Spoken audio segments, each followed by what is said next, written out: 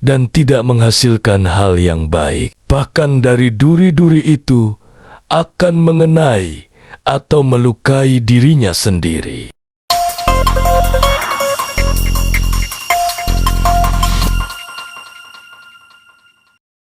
Perjalanan jiwa gila.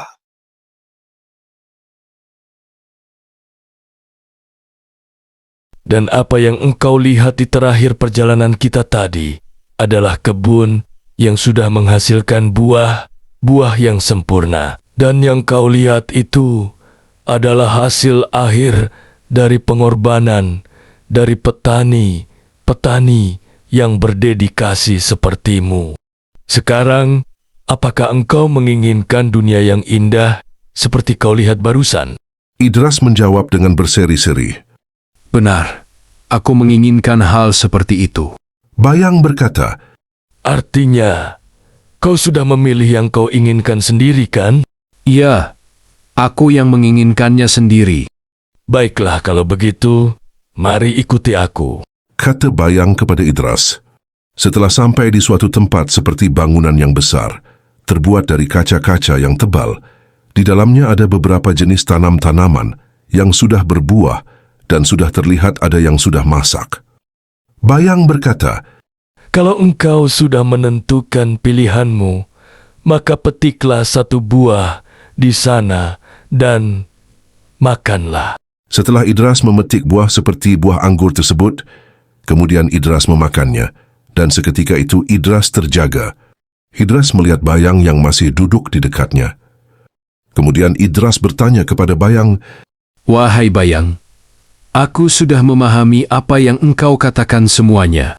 Tapi bagaimanakah aku bisa mencapai akhir yang terlihat itu? Sedangkan untuk sampai ke sana, membutuhkan waktu ribuan tahun. Sedangkan setiap manusia hidup akan mengalami kematian karena umurnya sangat pendek.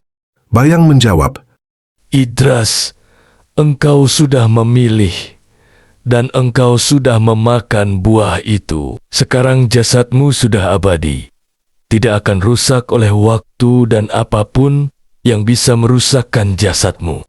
Idras sedikit keheranan karena ada sesuatu yang bertentangan dengan hukum-hukum kehidupan yang dia pernah pelajari dari kakek cicitnya. Lalu Idras bertanya kepada Bayang, Wahai Bayang, bukankah hukum manusia-manusia yang makhluk fana ini harus mengalami kematian? Lalu bagaimanakah tanpa mengalami kematian tubuhku ini bisa dikatakan abadi? Bayang kembali tersenyum dengan pertanyaan kebingungan Idras.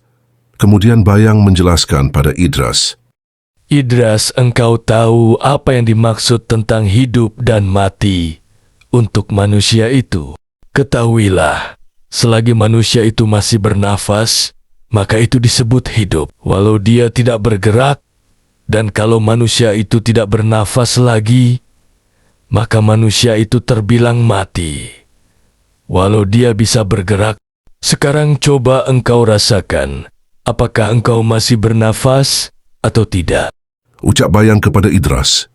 Kemudian Idras menutup kedua lubang hidungnya, dan dia mendapati tidak ada hembusan angin dari hidungnya. Kemudian dia meraba jantungnya, dia juga tidak merasakan detak jantungnya.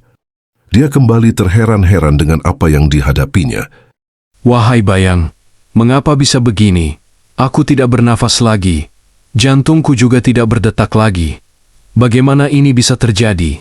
Bayang menjelaskan pada Idras, Wahai Idras, engkau adalah salah satu manusia terpilih, dan engkau juga sudah memilih jalanmu. Engkau sudah memakan buah dari masa depan yang jaraknya dari sini puluhan ribu tahun. Maka dari itu, sekarang jasadmu abadi. Tetapi sebenarnya tugasmu baru saja dimulai.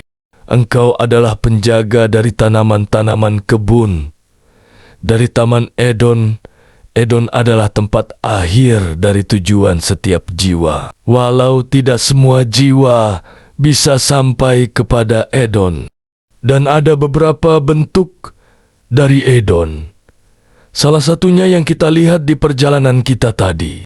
Idras, ketahuilah, kebun Edon ini harus engkau rawat sampai dia sudah menghasilkan buah yang sempurna. Hasil akhir dari kebun Edon Yang seperti kau lihat, itu juga adalah ditentukan perawatan olehmu mulai dari sekarang. Idras tertegun mendengar kata-kata dari Bayang. Lalu dia bertanya kembali pada Bayang.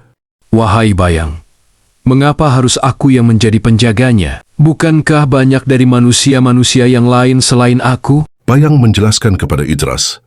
Idras, jawaban dari pertanyaanmu sudah final kesepakatannya. Pengetahuan yang sudah engkau saksikan, serta keabadianmu, yang itu adalah karena pilihanmu juga. Idras, yang sudah engkau pilih, harus engkau pertanggungjawabkan. Ketahuilah pada dasarnya, manusia tidak terlalu banyak pilihan. Bahkan, sang jilah pun sama. Jadi sekarang yang perlu engkau rencanakan adalah bagaimana agar apa yang engkau sudah saksikan tadi bisa terwujud. Dan satu hal lagi, karena jasadmu sudah abadi, engkau tidak boleh berbaur layaknya manusia biasa. Engkau harus mengurus kebun-kebun ini di balik layar. Dan engkau tidak boleh ikut campur dalam setiap peperangan yang akan terjadi di masa depan. Apakah engkau sudah faham, Idras? Idras menjawab, Sudah faham, wahai Bayang. Baiklah kalau begitu aku akan pergi dulu.